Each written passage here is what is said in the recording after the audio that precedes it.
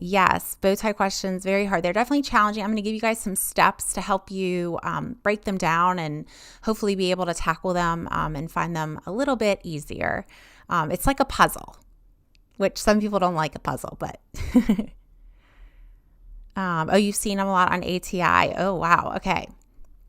Hopefully you're getting some practice with them either in school or on boot camp. We have several bow tie questions throughout our readiness exams and then just throughout the bank that are there for you guys to use.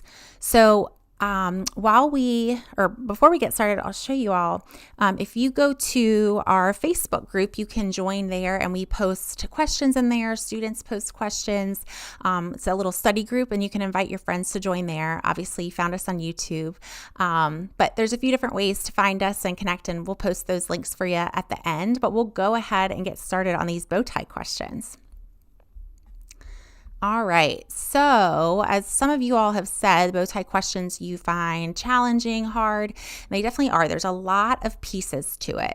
So I'm going to give you guys some steps and we'll kind of break them down. We're going to go over kind of first in general, like what a bow tie question is. At the end, or in a few slides, we'll get to an actual bow tie question that will work together. So hopefully that will help. We'll kind of take it piece by piece together. So what is a bow tie question? Well, we're going to be covering that. We're going to talk about how they're scored. So when you take your NCLEX exam, you know what to expect. Will you have a bow tie question on your exam? That's a frequent question we see. And then we're going to practice one together. All right. So this is kind of a lot, but I'm going to break this down and we'll go through this as we break down our bow tie question together.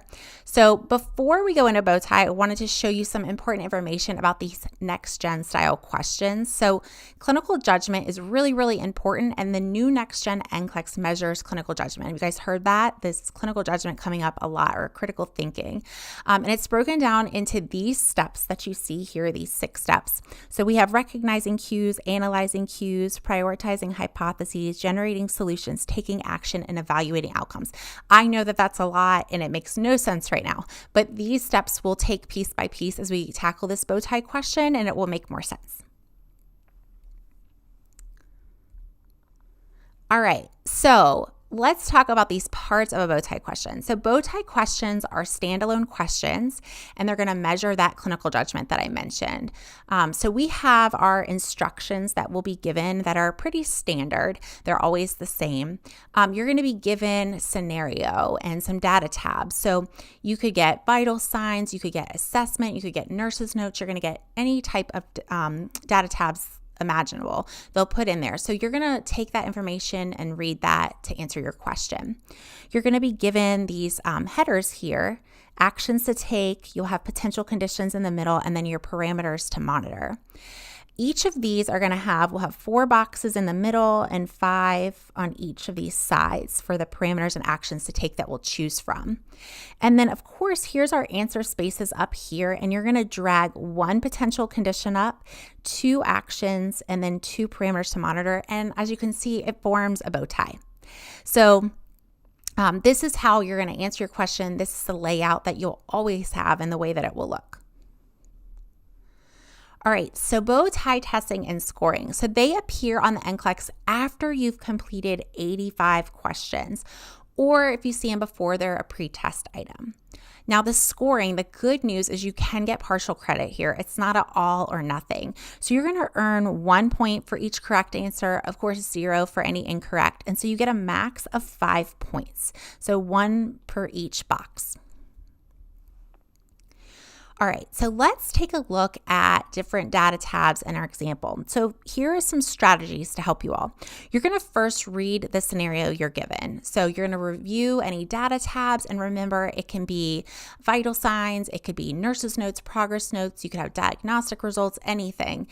And as you read those, you're going to ask yourself look at each finding and determine, is this normal, expected, or abnormal and concerning? And we'll break each part down when we do the real one together. And I'm going to ask you guys that. So be ready as you're reading through that. I want you to be thinking, is this normal or is it abnormal? Then you're going to consider each of these columns separately. We're going to take them on one at a time. So the first thing we have to do is determine our potential condition, which is there in the middle. So you have 4 answers here. You're going to think of this just as a standard single best multiple choice question. And then we'll tackle the left and the right columns. We have to first determine what our potential condition is before we can decide what actions we want to take and what parameters we're going to monitor. But when you are determining those two, you're going to think of it as a select N, which means select 2. It means the NCLEX is giving you how many to select versus a SATA, which is like select all that apply. So this is saying select N. So we're going to pick 2. And that's how we're going to answer this question. Okay, so let's jump right into this bow tie question together, and I'll read this out to you. I know it can be hard to see on the screen. So we have our instructions, and it says complete the diagram by dragging from the choices below to specify what conditions the client is most likely experiencing, 2 actions the nurse should take to address that condition, and 2 parameters the nurse should monitor to assess the client's progress. Okay, and then we see that we have our potential conditions in the middle that we'll tackle first, and then our actions to take and parameters to answer. Now, I want to point something out here. Y'all see this most likely items. So when we are given most likely, you see here what the client's most likely experiencing, it means that we're going to be given information that make all of these things possible, that in a situation, it could be this, but there's something else telling us that it's likely not that condition. And so we have to determine based on all the information what is most likely happening. Okay, so here we have our data tabs. We have a nurse caring for a 34-week pregnant client. The nurse reviews the health history and vital signs from 0900. In our health history, we see a client is 34 weeks pregnant, a G3P2, and being seen in the obstetrician's office for a routine prenatal appointment. She reports experiencing mild lower abdominal cramping and small amounts of bright pink vaginal spotting yesterday evening. She also notes recent occasional dyspnea, and the client reports a mild headache for the last 2 days and not feeling the baby move very much today. As we look at our vital signs, we see our temperature here is 98.2. We have a pulse of 80. Respirations are 20. We see blood pressure is 122 over 81. Our pulse ox 97%, and then we have pain, which is 2 out of 10 headache. Okay, so this first step in our clinical judgment is recognizing the cues. So what matters most? So what do we see here that is concerning or what's not concerning and maybe normal? Do you see anything concerning here? And feel free to just drop it in the chat box there. So I'm seeing that this client is 34 weeks pregnant. So that would mean that she's preterm. What other things do you all see? We have mild lower abdominal cramping. What do we think about that? Mild lower abdominal cramping, and we have this bright pink vaginal spotting. Is that concerning to anybody? What about, we see this occasional dyspnea. We see mild headache. So lots of different findings here. What about in our vital signs? Do we see anything concerning there? So I see that her respiratory rate is slightly elevated, but is that normal in pregnancy or is this concerning? Is there anything else telling us it's concerning? What do y'all think? So when I look at this, I'm most concerned here about this client being preterm. I see we have internal bleeding, somebody thinking, so possibly, but with internal bleeding and pregnancy, we would have horrible pain, right? And this client is just experiencing this 2 out of 10 headache. Yes, so 34 weeks pregnant. So we see she's preterm. And I see this mild lower abdominal cramping and bright pink vaginal spotting, and I'm a little concerned here about some preterm labor. Placenta previa, I see that could also be. So excellent. 20 respiratory, now I'm seeing all your comments. Respiratory rate normal. Okay, so let's take a look and see at each of these choices and figure out what exactly this client is experiencing. So we're going into this next step of our analyzing cues here. So as we analyze these cues, we're going to take them one by one. So this is where we're going to look at that middle column, and it's a single best multiple choice. That's how you're going to approach it. And I want you to ignore the actions and the parameters to monitor for now. So we are concerned here. I'm concerned that we have this 34-week pregnant client with this mild lower abdominal cramping and some bright pink vaginal spotting. Now, these are signs of preterm labor. So as somebody's in labor, we get these mild abdominal cramps to start. Of course, they're going to get stronger. And we get this bright pink spotting, which happens with effacement as that cervix dilates and effaces. But let's look at all of our choices to determine if it is something to be concerned about or not. So we see placenta previa, which somebody had mentioned, and that was a great thought. So what do we know about placenta previa? What is the characteristic of a bleeding in placenta previa? Remember, placenta previa is when that placenta implants low over that uterine, low in the uterus over that cervical opening. So typically the bleeding in placenta previa is going to be painless, right? But this client is having mild abdominal cramping, which means that she is not having painless bleeding, right? So that right there is going to tell us that it's probably not a placenta previa because of that, because she's having that early little mild pain that we're experiencing. So next we have pulmonary embolism, and we need to decide if that is a problem or not for this client. So what is a pulmonary embolism? We get this clot, right, that's obstructing our blood flow to the pulmonary arteries. So does anybody think that it's a PE? I saw somebody saying that the vitals are good. And so that's correct. What would we expect with a pulmonary embolism? The client would be having trouble breathing, right? Her pulse oximetry definitely would not be looking so fantastic at 97%, right? And an elevated respiratory rate is kind of expected in pregnancy. So looking at this image here, you can see here on this side, this is a normal person that's not pregnant. And in this case, what's normal is we take this inhale and our diaphragm is going to contract down and allow those lungs to expand. But in pregnancy, that uterus is in the way and it doesn't allow full expansion. So a client might have some dyspnea and exertion. Yeah, persistent dyspnea. I see that. Perfect. We don't have that, right? We just have occasional mild shortness of breath happening for this client. So a PE is not likely. Okay, so our last option here is an intrauterine fetal demise, or an IUFD. So an IUFD occurs when we have a pregnancy loss after 20 weeks gestation.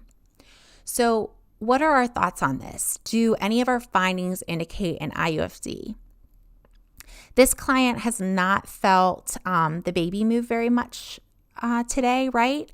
But we could have maybe a deep fetal sleep state. So I don't think that an IUFD is most likely. So what are we thinking here? Now we are making our final decision. What do we think this answer is? I see everyone or a bunch of people have been saying preterm labor, right? Does that make sense, hopefully, to everybody now that we've broken down each step? So preterm labor is most likely what this client is experiencing.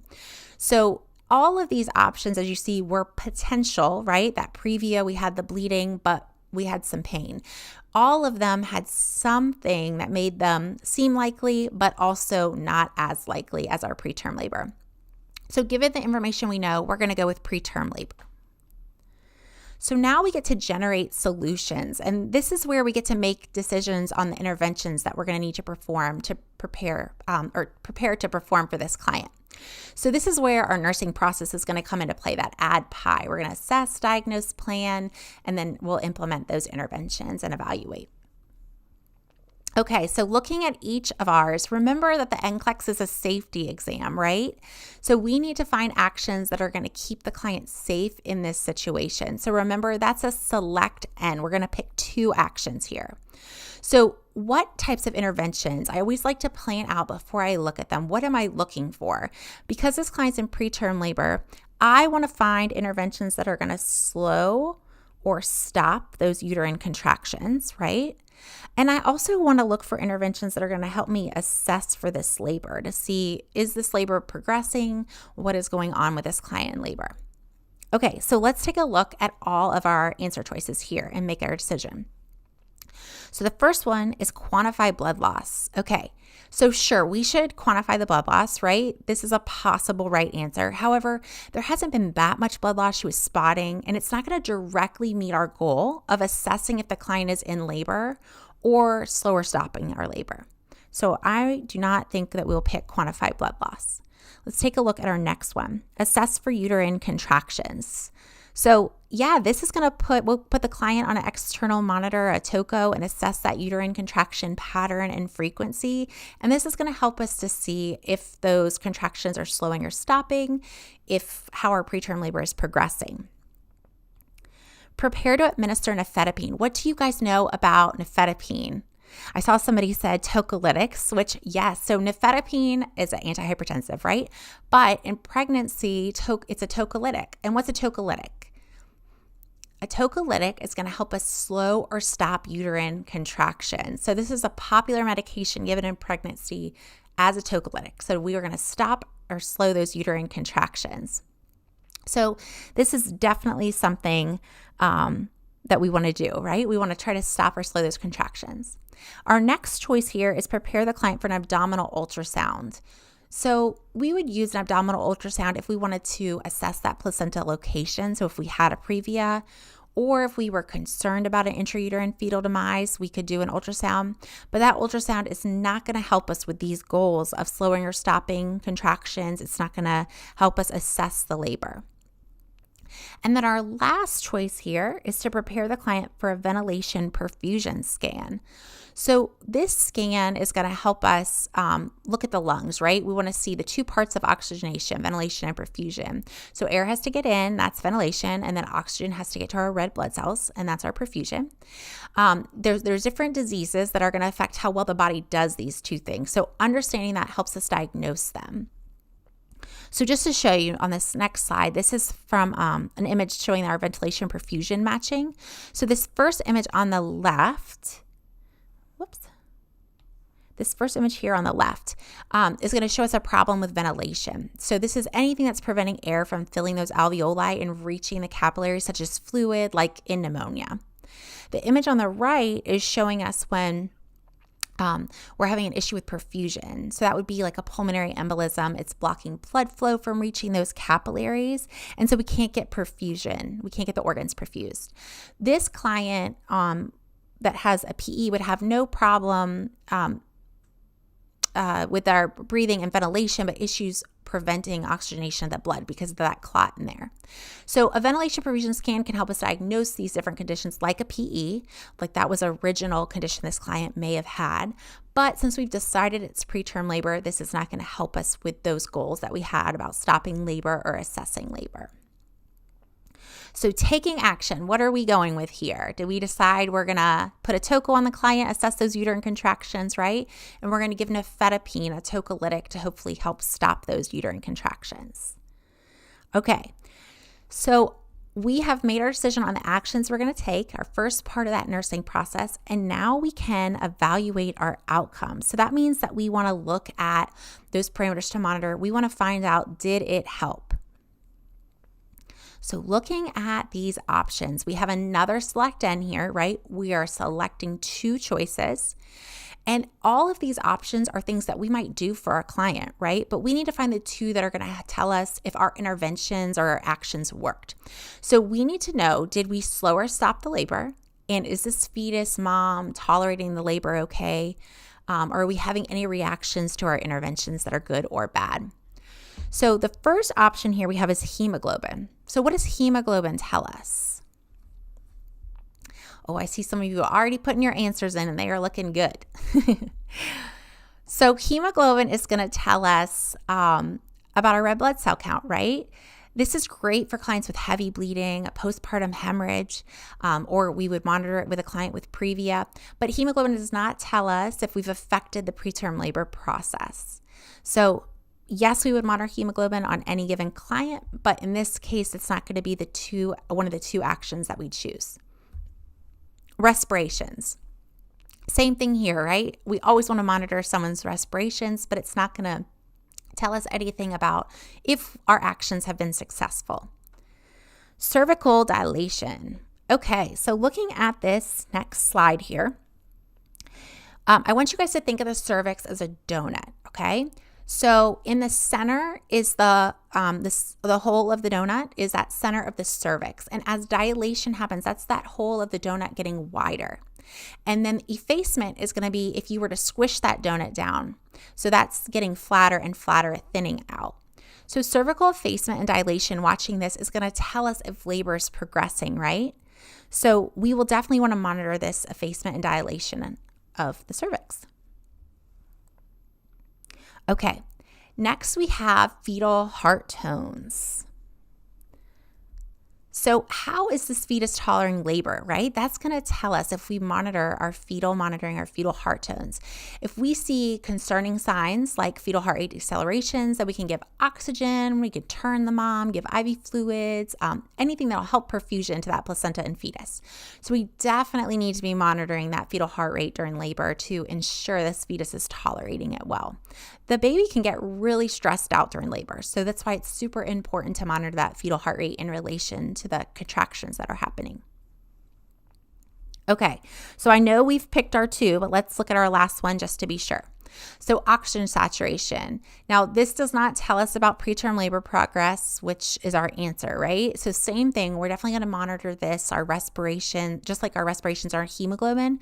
But in this case, it's not the most important thing to be monitoring for this preterm labor. So do we agree? Or I see lots of people said cervical dilation, fetal heart tones. So let's check our answers and we see that we are correct. I hope that this has been helpful for you guys. This is where you can find us. So obviously you found us here on YouTube. You can go to our bootcamp, bootcamp.com/NCLEX, and Krista, if she hasn't already, will be putting these links in for you all. But this is where you can do more Bowtie questions, standard questions, dosage calculation questions, readiness exams, and take a look at all of our cheat sheets, which are currently free for you all. So Krista should have put a link in. If not, she will, so that you can access some printable cheat sheets and get help studying. And then, of course, you can find us on Instagram, TikTok, and Facebook as well. If you guys have any other questions, please feel free to put them in the chat and we will try to get to them. And hopefully you guys can join again next week. Be on the lookout next week. Dr. Emily is joining and she is going to do an Ask Me Anything session. So you guys can throw any questions her way and she is going to answer them for you all.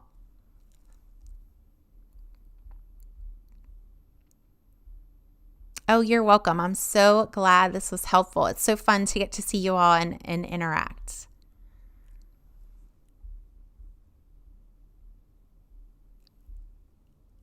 Oh, Zainab, yes. So you were asking what I said about the IUFD at 20 weeks. So an IUFD, an intrauterine fetal demise, is a fetal loss, fetal death after 20 weeks gestation. Before that, it's an abortion or a miscarriage. So after 20 weeks is an IUFD. And the reason why I was saying that we knew it probably was not is although that baby hadn't felt much fetal movement, the baby could have been in a deep sleep state. So we just didn't have enough information for us to say that that was the potential condition that she was experiencing. Maisie, I'm not sure what time they are going to do it next week. It's usually all in the afternoon. So just be on the lookout on YouTube, and our Instagram will post, and Facebook, we post what time the event will be and which day. So just be on the lookout for that each week, because we have them each week in a rotation. Rachel, hopefully what I just said, your comment might have been late coming in. Hopefully that helps. So yep, just because the mild uterine cramping and the spotting is more likely to be preterm labor than an intrauterine fetal demise. An intrauterine fetal demise, you would not feel any movement, but like we said, she could have been, the baby could have been in a deep fetal sleep state. And we just didn't have enough information with that, where we had more information that was leaning towards a preterm labor.